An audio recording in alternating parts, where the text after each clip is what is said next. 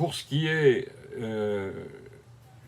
du travail parlementaire d'un député, on peut, je l'ai déjà dit, les députés des groupes présidentiels ont repoussé absolument toutes les propositions qui étaient intéressantes.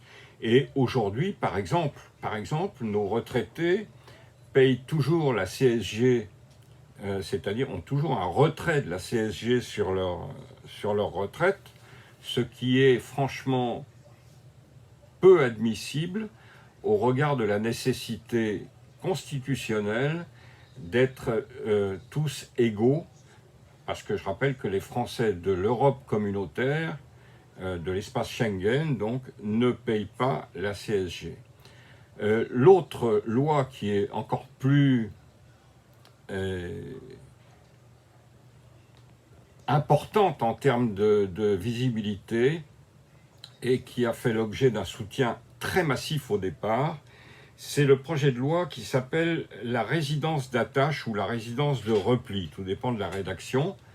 Et là, il s'agit tout simplement d'un projet de loi qui proposait que les Français de l'étranger, propriétaires d'une ou plusieurs résidences, si c'est plusieurs, ben, ils prenaient la principale, étaient assimilés au plan de la fiscalité locale comme des résidences principales, ce qui faisait chuter quand même particulièrement la fiscalité dans la mesure où les résidences secondaires aujourd'hui sont quand même très sévèrement taxées.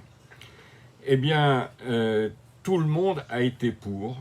Il y a eu, je dirais, avant le vote, une quasi-unanimité. Et qu'est-ce qui s'est passé? Madame Carrois faisait partie des députés qui soutenaient cette proposition. Et non seulement elle la soutenait, mais elle l'a fait savoir assez largement à ses interlocuteurs. Et le jour du vote, eh bien, Madame Carrois, notre députée élue en 2022, a retourné sa veste et a voté contre. L'explication qu'elle donne, et qui me rend personnellement fou furieux, c'est « je devais faire comme ça » au regard de la fidélité que je dois à mon parti. Et là, moi, je vous pose simplement cette question. Je ne la lui pose pas parce que je pense qu'elle ne saura pas répondre.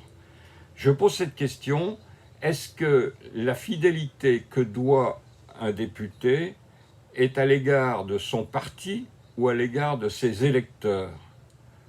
Voilà, la question est posée, vous faites votre examen de conscience et vous répondez selon vos opinions.